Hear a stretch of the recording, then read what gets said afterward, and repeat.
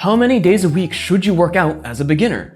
I'll tell you straight away. Every day is overkill, 6 days a week is too advanced, 5 days a week is tempting but unnecessary, 4 days is fine, 3 days is fine, 2 is okay if you're really busy or if you're just trying to maintain, and 1 day is kinda dark. That's the general guideline, but what would work best for you specifically? To figure that out, let me break down the 3 steps to find the best workout routine for your circumstances. The first step to finding our ideal workout routine is to first figure out our weekly frequency. You must ask yourself this question: how often do you want to train per week? Your options are as little as possible, a few times a week, or as much as possible, baby. If you chose as little as possible, you're gonna be looking at a 2 times a week split as a beginner. If you chose a few times a week, you would be doing probably 3 days a week. You could do 4 if you really wanted to, but that's up to you.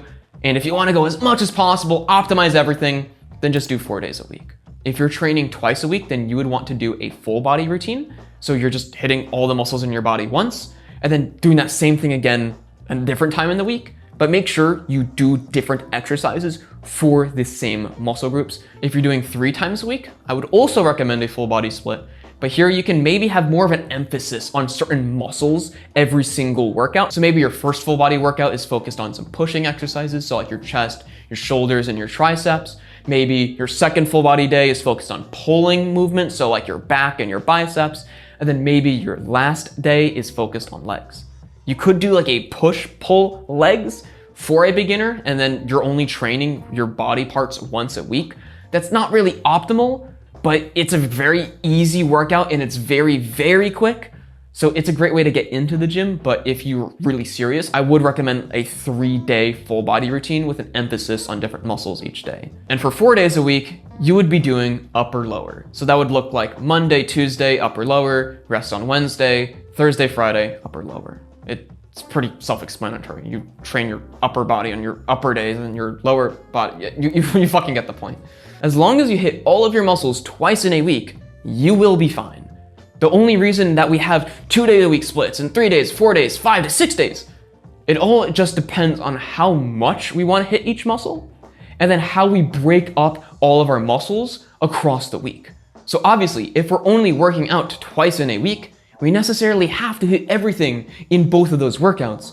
But if we did 4 times a week, we have the ability to make our workouts a bit shorter, and we can choose which specific muscle groups we want to hit on each day. Now, by the way, how often we go to the gym isn't actually that important for muscle growth. Because like I said, as long as we're hitting all of our muscles in our body twice every single week, we should be fine. There's other aspects that are way more important for muscle growth. So you don't need to stress out over, oh, should I do 2 days a week, 3 days a week? As long as you're hitting that requirement, you're fine. The second step to find the perfect workout routine for you is to find our workout duration. This step will determine how many exercises we have time to do in our workout, because we've already chosen, okay, maybe 2 days a week, 3 or 4. Now we just have to fill up each of those days with a certain amount of exercises. So you just need to ask yourself, how long do you want to work out for each session at most?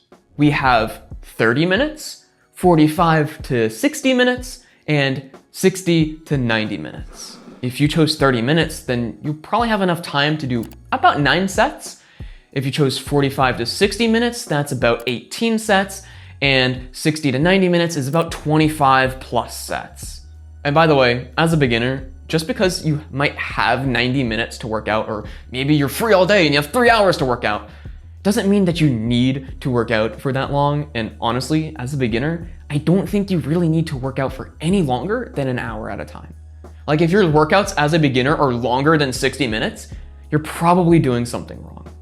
So now that we know about how many sets and around how many exercises we have for our workout, let me explain the actual structure of which exercises we're gonna be putting in to our routine. At the beginning of our workout, we want to add our heavy compound movements.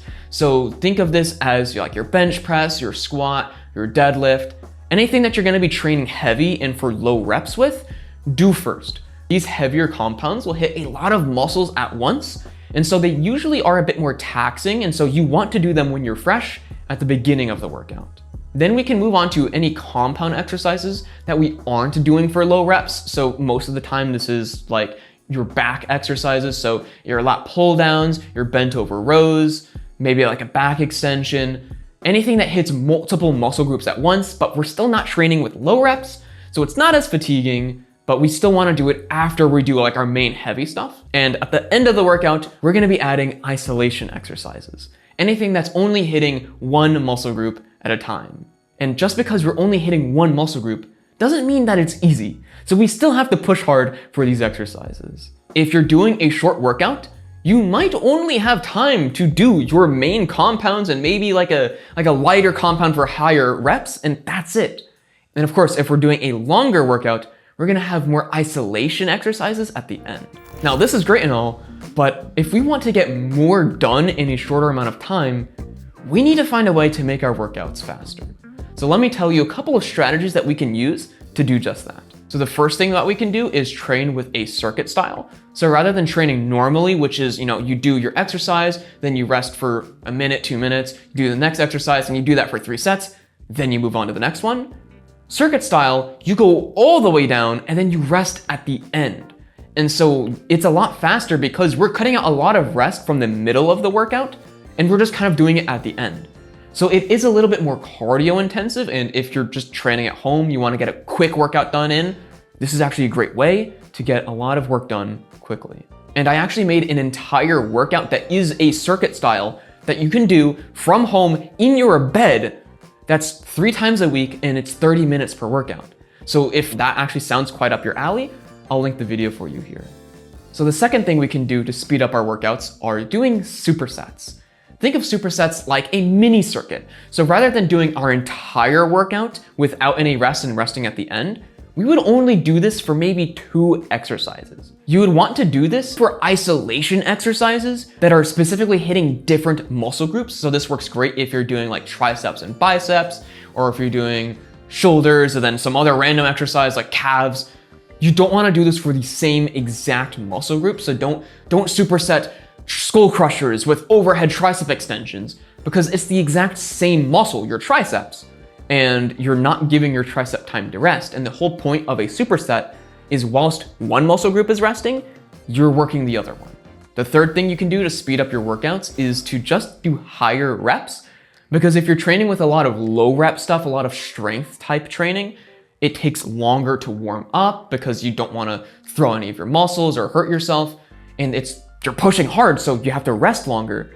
And if you're just doing high reps, you can just bang out 20 reps, rest for a few minutes, like 2 minutes, and then you're good again, as opposed to doing 3 different warm-up sets, gassing yourself out, and then having to rest for 4 or 5 minutes. This doesn't mean you can skip your low rep sets entirely. You still want to make sure you're getting a well-rounded variety of stimulus to your muscles, but if you are short on time, maybe do a few less. The fourth tip to make your workouts faster is to use shared equipment, so like the same thing or closely positioned equipment. This really makes most sense if you're at a gym, right? So don't do one exercise on the other end of the gym and then the next one on the other side. If you can find stuff that's right next to each other, obviously it's gonna be faster. And if you only have dumbbells and you're only using dumbbells, then you don't have to worry about like setting up a machine, then you're going to a barbell, then you're just constantly switching. If you use the same equipment, there's less setup time. And of course, if you're working out at home, you kind of don't really have a choice, and by default, you're already using a very small amount of equipment. And that's why home workouts usually can be a lot faster. And the last thing is to just use machines and cables instead of barbells, because machines, you just plug in the weight and you just go, as opposed to constantly taking plates on and off. But of course, this only works if you have a gym, so keep that in mind. Now for the third and final step to find our perfect workout routine for our circumstances is to determine what equipment we have. Think of this as the icing on the cake. We already know the bare bones structure of our workout, how many days we're doing, and about how many exercises we have time for. And now, depending on how much equipment we have, we're gonna choose the appropriate exercises. You don't really need to overthink this. Like if you have a commercial gym, then you can really do any exercise that your gym has. So depending on what machines you have around, or if there's like a Smith machine or a barbell or the amount of dumbbells, you can do pretty much anything. And if you have the opposite extreme, nothing, well then you'll have to do mostly body weight exercises. Or you might have to take like a backpack and fill it up with some books to get some makeshift weights. Or maybe you're somewhere in between and you have some dumbbells, or you maybe have a barbell, but you don't have machines. So just use your brain to figure out like, okay, I need to hit this muscle group. What exercises do I have available to me that can hit that muscle? And if you're still confused on like what specific exercises should I do and how many reps should I do and all the small details that go into building a really good workout routine, then I have all of the workout routines based off different answers that you can choose for this 3-step formula, all designed out, planned, and everything is written so that you know exactly what to do inside of my Training Arc Blueprint. The Blueprint is a full course helping beginner lifters look like their favorite anime characters and also enjoy working out along the way so that your brain literally craves going to the gym. And if that sounds interesting to you and you want a personalized workout routine for you based off of your specific scenarios, then the link is in the description. So click that right now if you're interested. And now that you know what workout routine works best for you, you have the pieces aligned to actually start making progress and seeing results today. But when you're actually working out and you're doing this routine, I guarantee you, dude, that there's still a bunch of mistakes that you're making that you don't even realize. And so I made an entire video on exactly what these mistakes are and how to fix them. So click on this video right now to learn what these are.